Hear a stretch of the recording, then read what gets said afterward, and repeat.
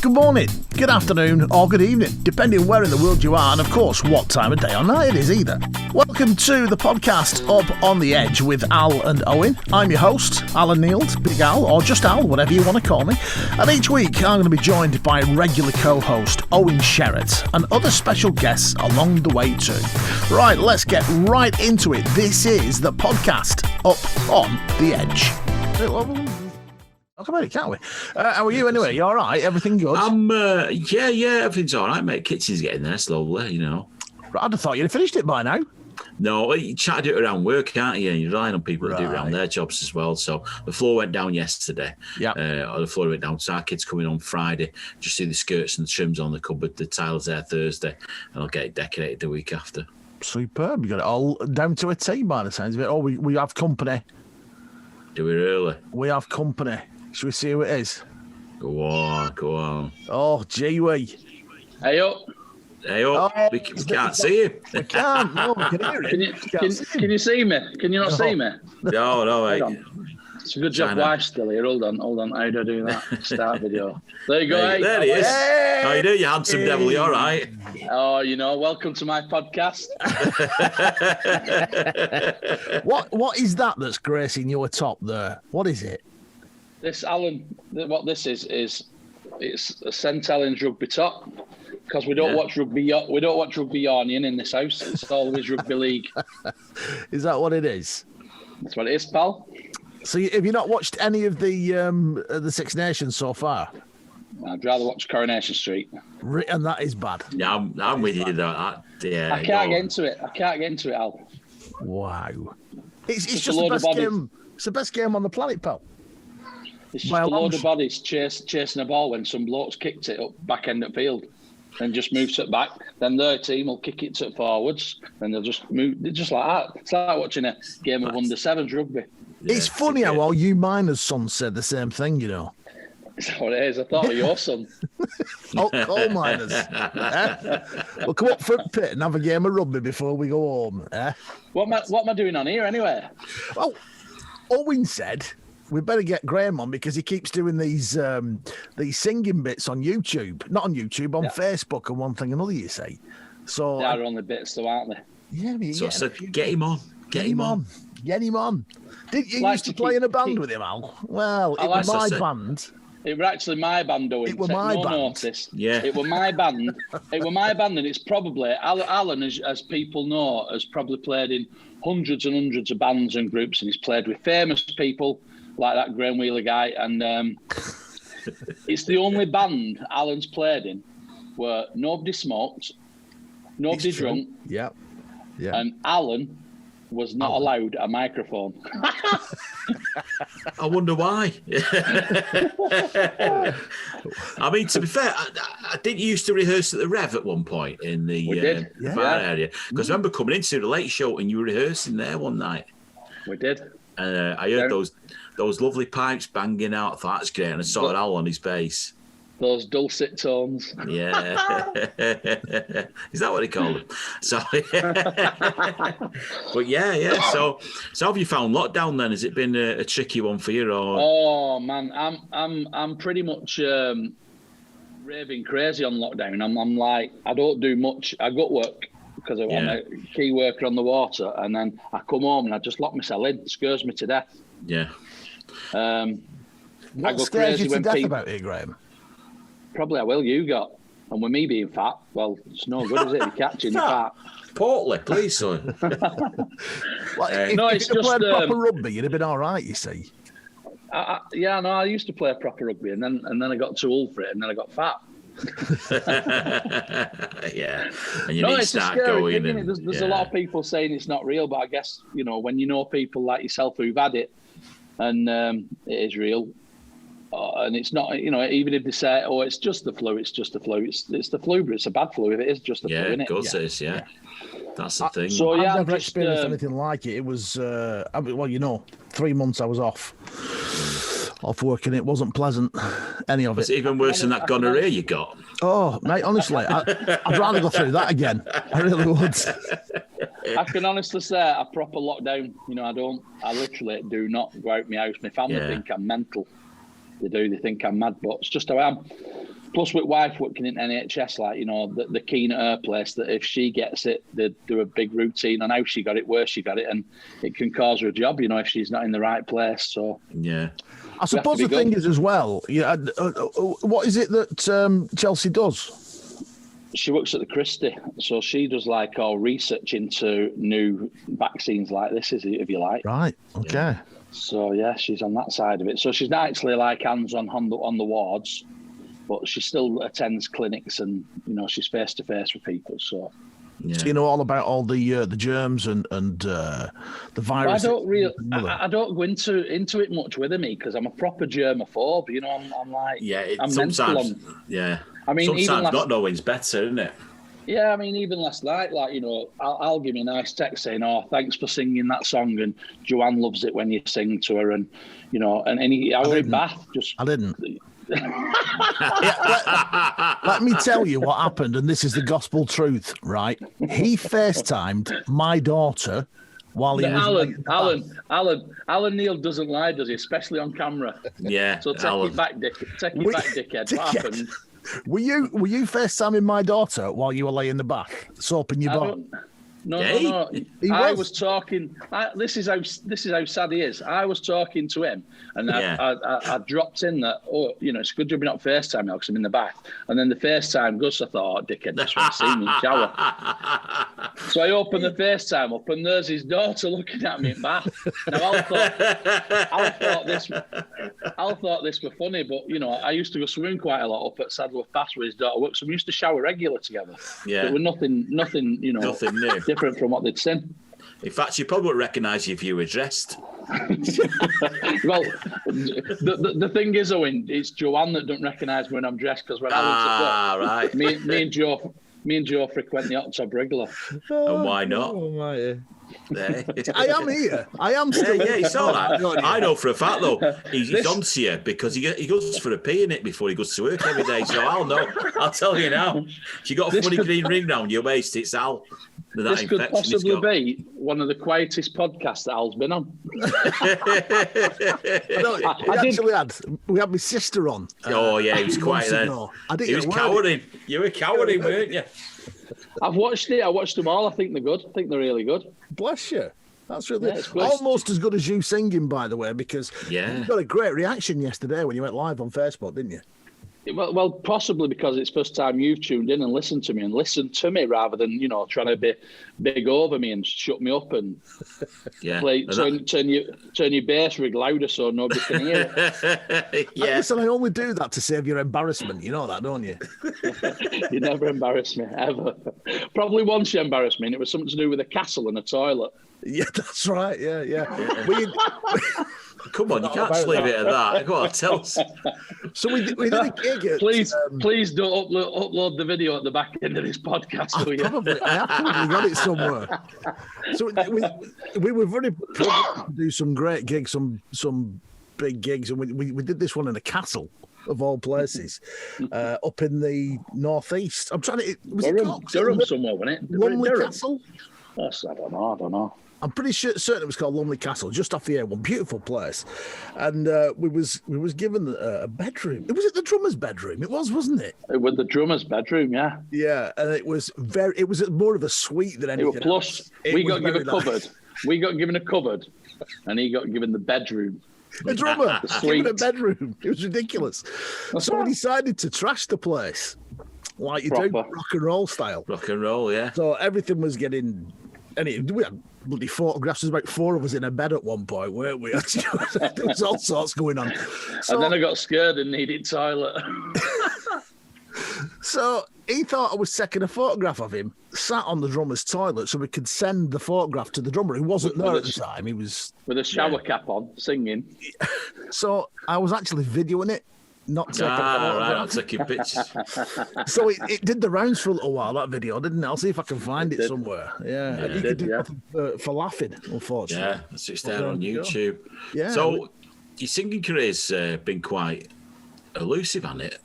Because I've not done much really. Yeah. No, yeah. But that explains why you play the bass. I'm surprised you've got. You know what? No word of a lie, Graham. I hear all these stories about these pranks that Al's played on people. I'm surprised any bugger talks to him. We don't anymore. Like I said, we just get the odd text now and then off him, and you have to respond, don't you? Be polite. Yeah, of course you do. Yeah. Plus, he's my daughter's boss, so sometimes I have to phone him and give him a bit of grief when he's been bullying her at work, because he bullies her quite regularly. She bullies me.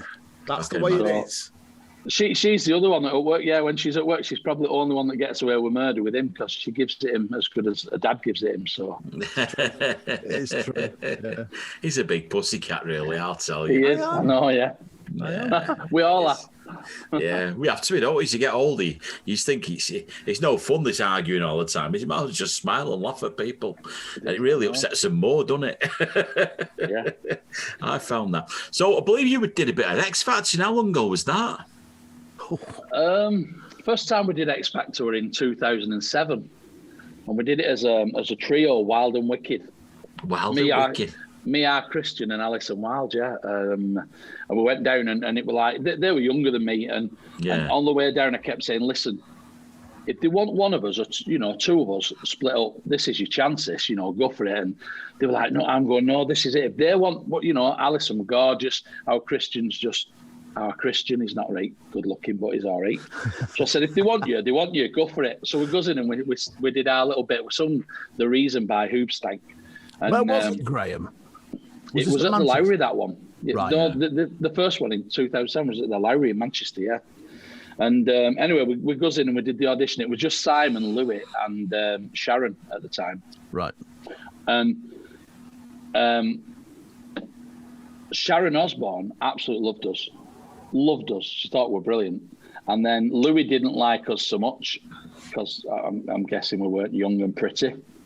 And Cowell were a bit, don't know. And then it comes out of his mouth, "I'll take you on if you drop them two." And he wanted me. You? Yeah. And did you? Did you not go, "Guys, any chance you can..." Do you remember what we were saying in the car on the way down? So he said, "If you drop these two, I'll put you through, and we'll put you through on your own." So being me, and I just went, "No, we've come as a trio. We go as a trio." And he's going, "It's your last chance. If you want to go on your own, we'll put you through." And I said, "No, we're leaving. We'll go. If you don't want three of us, we won't go." So it comes out, and them two kicked me ass proper by saying, "What were you saying, you idiot? Like, you dickhead, telling us to go through if he wants one of us, and you haven't done it." And I actually just being polite, when I'm in the room. Yeah. it didn't really sink in that I could have done something there. Like, anyway, the year after, I decided to go on my own in 2008, and gets through all the rounds. It was the year you come with us, Al. Come on, when we actually had a picture done with Simon Cowell's bouncer, didn't we? We were bigger than him, and Cowell sacked him after that photo. Yeah, he did. Yeah. In fact, we used to go around with Smug Roberts as well as Smug's bouncers, didn't we? We did, as his bouncers, and his gigs. That was funny as well. So, in 2008, I went on my own, and it were the year that Cheryl Cole, Danny Minogue, Louis, and Simon did it. So I did my audition in the room to them, and they were playing on the part that I'd been the year before, and I was at the time the only person to turn Simon Cowell down. So I goes in and I sung my song, and Cheryl was crying because it was the time that Ashley were cheating on her, and I'm singing Billy Ocean Suddenly, a bit of a love song. So she was totally upset, but it did get me a kiss on the cheek, which were claim to fame. I've never watched it. He's married her since. I know, yeah. Who hasn't? Danny Minogue wanted nothing to do with me. Louis put his thumbs up, so you were all on Cowell again. So Cowell asked, they'd obviously primed him up, and he'd said, like, "What's the reason you're being here?" So I said, "Oh, well, last year we come as a trio, and you told me that you wanted me to come through on my own. So this year I've decided to come on my own." And he went, "I don't remember you." And I went, "It's Simon Cowell, isn't it?" And the producers at the side were giving it all that, keep this banter going. Anyway, eventually he clicked his fingers and asked me to sing another song. So with knowing a little bit about him, that he loves swing, I started singing Bublé, Feeling Good. And within a couple of bars into the song, he just clicked his fingers again, told me to stop and put me through. So in 2008, I got all the way through to boot camp. And at boot camp, it were a bit of a bad time, really, because I knew that my eldest daughter, Sophie, were due an operation, quite a big operation. And it was the time we was at boot camp, so we were up at a place down it was at the O2 actually, in London. Yeah. And there were 5 days of auditioning, and I was thinking if I can get an early day, I knew her operation were coming at the end of the week type thing. Anyway, I got the late day, and the day it came, I just had the call that she's going to go in tomorrow for the operation, and I had to come home, but they wanted me to do the audition, and then they were going to let me go straight away. So they got me in an early audition. And again, it were all planned and all played for the cameras. And they wanted massive stories about it, and I just wouldn't give them anything. So that year, apparently, rumour has it that I was primed to be on the show that year. And Daniel Evans got the place where I was going to be. You know, there were all them kind of talks in the back. The AJLS were on there. Daniel Evans. He was on, and he had to speak about, you know, at the time they put him in, and it was so sad for him really, because his wife had just died, and they wanted him to play up on the fact that his wife had died of cancer, and every song were about his. When I watched it live on the shows, it was just like, oh man, what are they doing to him?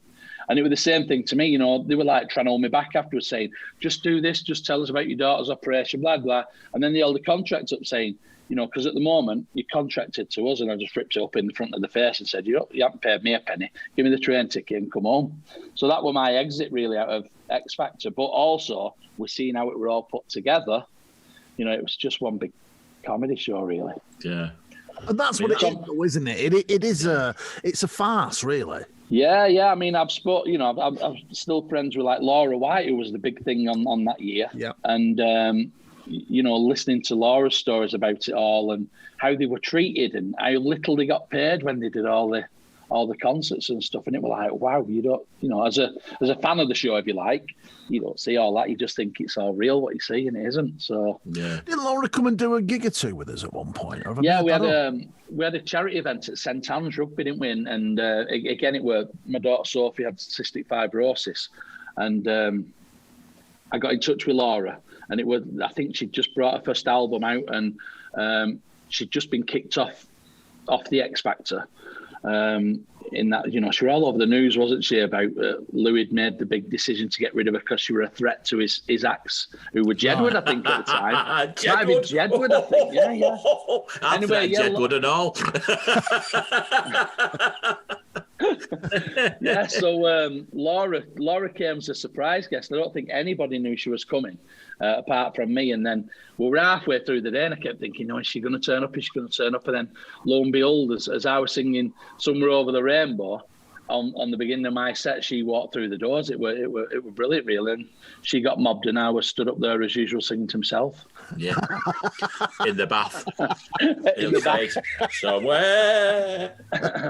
We had another one that I remember. We did a charity do at one of the pubs in Oldham, the Dog and Partridge, which we used to do it every year, didn't we? It was brilliant. Brilliant days. And we used to do it on the back of an Arctic wagon trailer in the car. I missed out on a fortune here, didn't I? Yeah, well, absolutely. I missed out on a fortune. I've got no idea how this didn't end up on You Being Framed or something like that.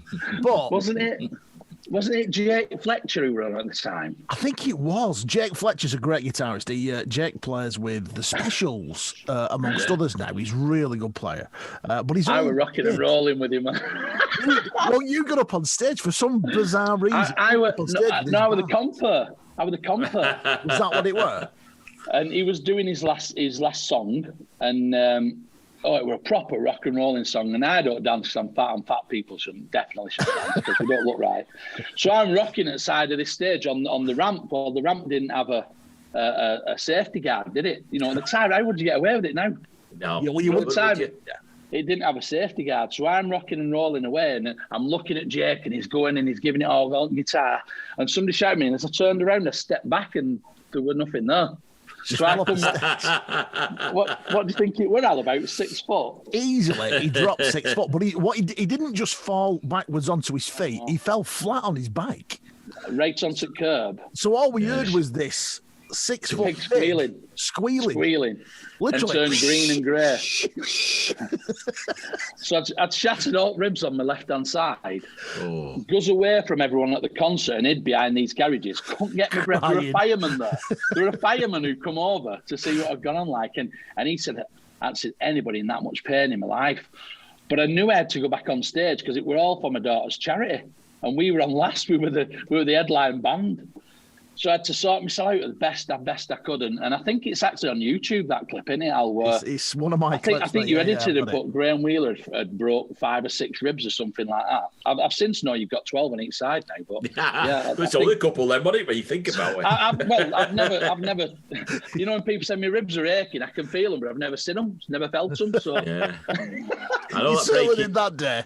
That breaking your ribs is it's horrible, isn't it? I broke mine playing football, and I went into A&E on the Sunday morning, and I couldn't get my breath, like you say. And you're looking down, there's people with feet hanging off that have played in the Gorton League and things like that, and bits of body hang, and I just felt like a fraud because you couldn't see anything. So I went to work on the Monday and said I'd fell out the van.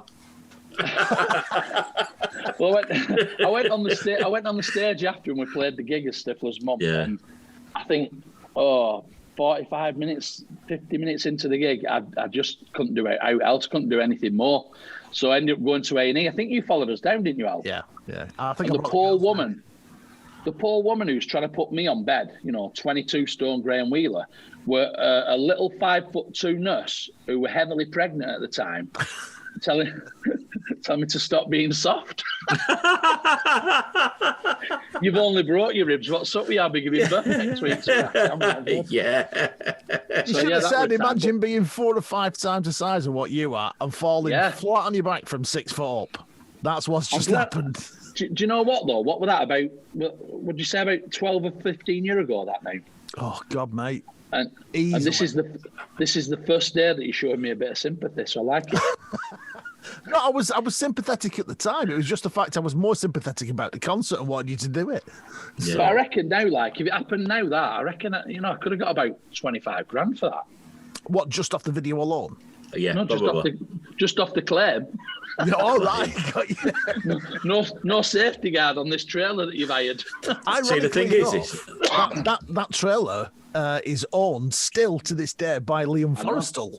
I know. Who we've had on this podcast. So yeah. Do you know what, though? The year after, because of it, they give us the trailer for now.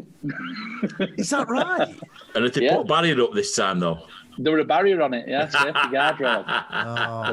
There were. Needs to be done. Those are the best days. That pub's gone now as well, I think, hasn't it? It's gone, the dog. It were brilliant, wasn't it? Some good days. In fact, I think that pub, I was gigging at probably on a Saturday evening, was the first time I ever come across you, Al. And you walked in and somebody said, well, that's Big Al off radio. And I thought, you were somebody really famous, but then I realised I wasn't. Hey, that's was that like a backhanded compliment, that Al? I'm not sure, if I'm being honest. Always dead famous. Where? I kept thinking, oh my God, this guy, it's off the radio. I need to get quite pally with him. You never know where it could lead. Jesus Christ. End up being in a band with him. And, I've looked after him for the rest of my career. Yeah, I know the feeling. Is that right? The thing is, you see, I never got to meet Al till he'd been sacked from the ref. That's true. No. Yeah. And then all he did was take the piss out of me. Why did you get sacked, Al? Why come you got sacked? Which time? Because you were gob? Yeah, well. Did you get sacked because you were a gobshite, Al? Truth be known, ultimately, yeah. Yeah, I can't keep my mouth shut.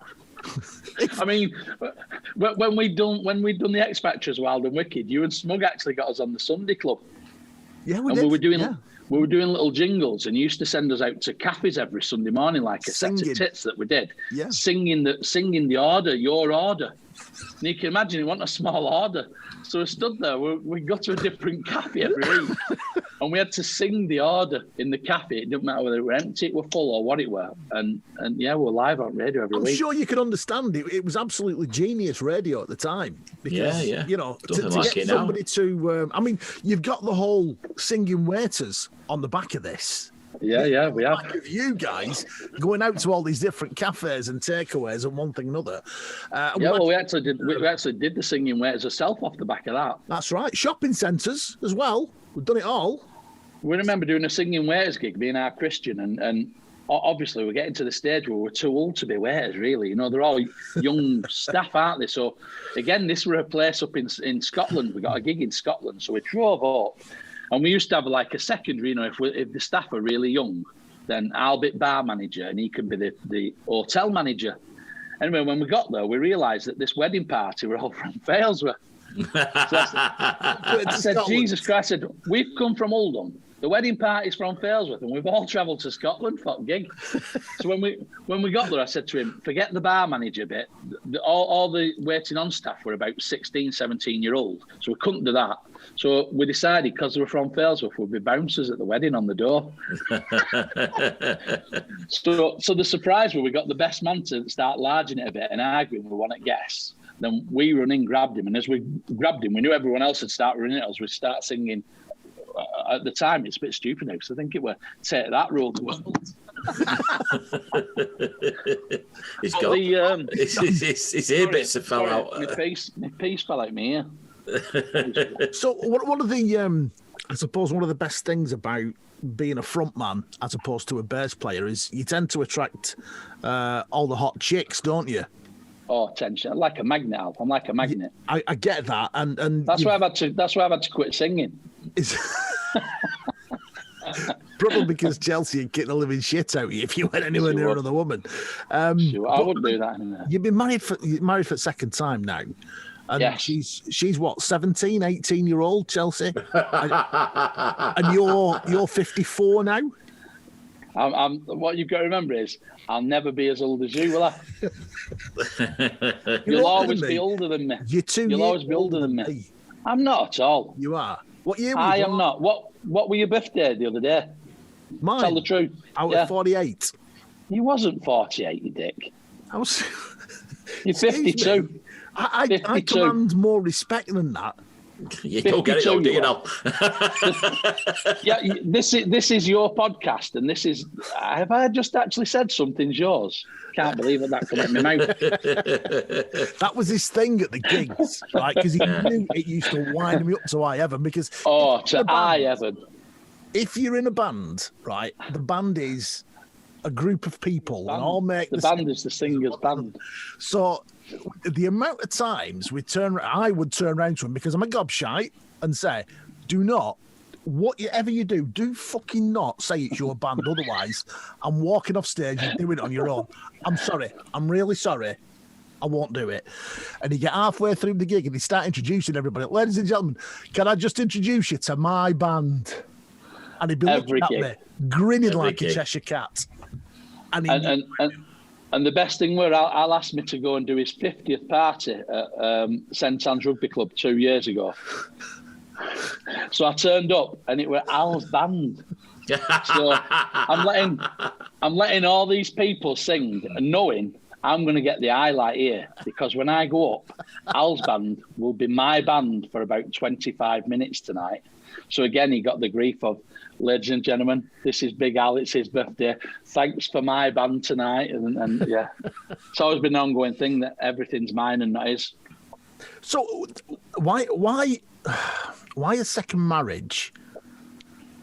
I don't want to say at your age, but... I didn't get married like yesterday, did I? I got married a few years ago now, so I'm still a young lad. Well, it feels like yesterday, if I'm being brutally honest. And you're punching... Let's be brutally honest about that, because she's twice as fit as you. She's half your age, there or thereabouts, and you've just had a little one. I'm living the life, Al. You're 94. What are you doing, man? 94. Well, what happens here, right? Well, the other day, our Joseph, he's becoming quite a caricature, our Joe, especially in like the political side of things. He decides to do a wheel of family tree. Right. I don't know if you've ever done one for yourself. Yes. But it was amazing. I mean, he's put a lot of effort. As you know, the Wheelers are a massive family. I've got 5 sisters and I've got 3 brothers. It'd be a big piece of paper for this tree, I know that. He's done it, right? And without going above my mum and dad into the, the higher stage, we need a 1 metre picture frame to get to get this family tree on. It's there, 97 centimetre. We need 97 millimetres or something. We need this frame to fit it on. But going into the family tree a little bit, things that you find when you dig into these family trees, like we realised that my mum was actually married, was pregnant with my eldest sister at the time she got married, and nobody knew that. Really? And obviously, my mum and dad aren't here anymore. So look, we only all found that out the other night by working out the dates. Yeah. And it was like, bloody hell, mum and dad got married, possibly because she was pregnant with our Christine. Now, lo and behold, another 8 of us come after that. Did your mum always warn you, though, about getting someone pregnant out of wedlock, though? My mum, well, one of my brothers, Steve, he actually got, I think, his first child, he got this girl pregnant when he was 15 at school. The girl was 16, and on his 16th birthday, my mum made her marry him. My mum made him marry her because he'd got a girl pregnant, and she didn't want the names, slandered about that the Wheelers were fly-by-nights, if you like. So they got married and had 2 other kids after that. They were together for a while. But she made him get married at 16-year-old. On his 16th birthday? Yeah, because he got the girl pregnant. That is amazing. Yeah. That is outstanding. It were really good. But then looking through it all, obviously our Christine's the eldest and our Neil's the youngest and I'm second youngest. When we go through it all, I was the only one who were a granddad. So I really praised our Beth the other night, saying, well done, keep it up. She's got no intentions at the minute either, No. She hasn't, no. And another thing to come out of it is we're all called Wheeler, but yet my dad's dad weren't called Wheeler. So, I know, when we took it further, my dad's dad was married to, obviously, my dad's mum. They got divorced and she married again to the guy who was called Wheeler and kept the name of him. So we're not even called Wheelers, we're called Smith. No, Wheeler's better than Smith. Yeah. I know. But all this come about our Joe finding this family tree, and it was like, Jesus, the things you don't know about your own family. I know one of my uncles did our family tree, and somewhere down the line, one of my relatives was hung for treason. Really? Yeah. It's the MP for Wally Rage, apparently, at the time. So... Don't get much better than that, does it? Not really. No, at all. Do you know one of the things that... So Graham, you've got a little boy now, Jason, who is fantastic. And there's not often I will chuck you a compliment, but he is fantastic. One of the things that reminds me of you from him is when I was on stage years ago, right? People won't mind, you won't mind me saying this.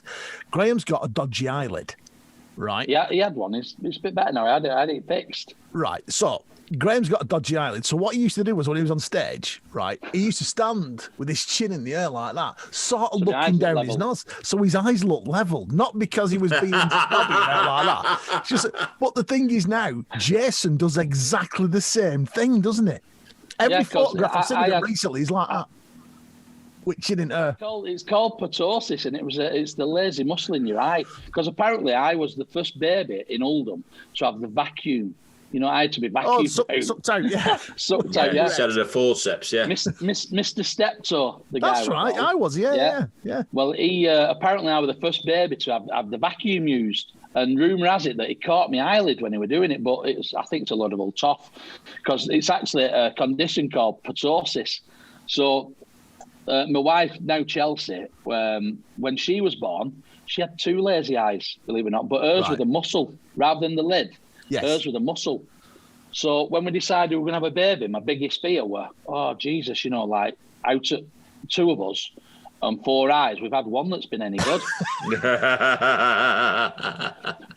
Please, hopefully Jace will be all right. Anyway, when he were born, first thing I was thinking, well, his eyes are open, wide. And it played on my head this for days and days. Anyway, as it turns out, he does have ptosis, which is lazy eyes, and he has it in both.